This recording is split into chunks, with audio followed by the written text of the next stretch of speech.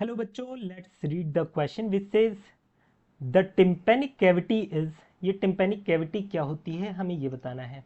ठीक है, यहाँ पर जो की कॉन्सेप्ट यूज होगा वो क्या है, वो है एनेटमी ऑफ ईयर का। एनेटमी ऑफ ईयर का कॉन्सेप्ट यूज होगा। जब हम ईयर की बात करते हैं तो यहाँ पर ईयर को हम क्लासीफाई करते हैं तीन पार्ट में। एक तो होता है एक्सटर्नल पार्ट, ठीक है, फिर होता है मिडिल पार्ट, एंड देन आता है हमारा इंटरनल पार्ट या इनर पार्ट। ठीक है, इंटरनल पार्ट। ये जो पार्ट है यहां से लेकर पिन्ना से लेकर यहां तक टिम्पेनिक मेम्ब्रेन तक, ये क्या कहलाता है, एक्सटर्नल ईयर कहलाता है।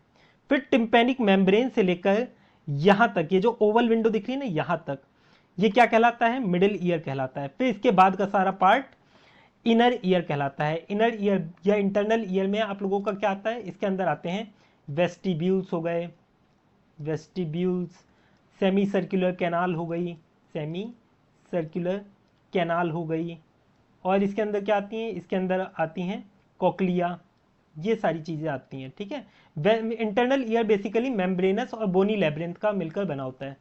मेम्ब्रेनस एंड बोनी लेब्रिंथ का मिलकर बना होता है। ठीक है, मिडिल ईयर में आप लोगों को क्या देखने को मिलेगा, टिम्पेनिक कैविटी देखने को मिलेगी। ये टिम्पेनिक कैविटी देख रहे हो, ये कहाँ देखने को मिलती है, मिडिल ईयर में देखने को मिलती है। ठीक है, यहाँ पर लिख देते हैं टिम्पेनिक कैविटी। टिम्पेनिक कैविटी यहाँ देखने को मिलेगी। ठीक है, तो यहाँ से हम इसका आंसर कर सकते हैं, टिम्पेनिक कैविटी हमें मिडिल ईयर में देखने को मिलती है। ठीक है, तो हमारा आंसर क्या हुआ, ऑप्शन 2 इसका करेक्ट आंसर है, option 2। I hope you understood it well. Best of luck.